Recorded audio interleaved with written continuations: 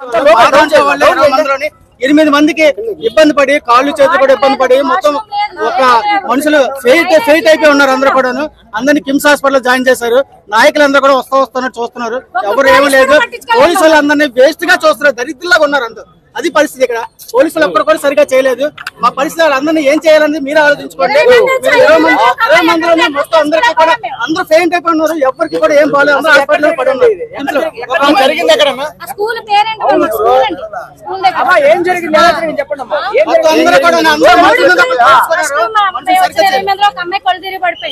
అమ్మాయితో పాటు కూడా ఒక్కళ్ళే పంపించారు. ఒక్కళ్ళు అయిపోయిన తర్వాత నేను పడిపోయాను. కళ్ళు తిరిగి పడిపోతే నన్ను ఒక అమ్మాయి తీసుకుని వెళ్ళింది.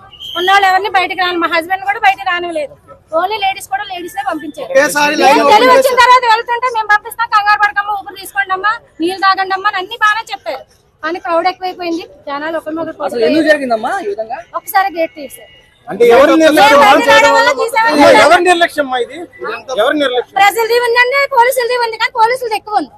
ఎందుకంటే పోలీసులు ఎక్కువ ఉన్న వాళ్ళు సరైన మార్గంలో పెట్టలేకపోయారు. ఇదంతా పోలీసుల వరకే ప్రాబ్లం.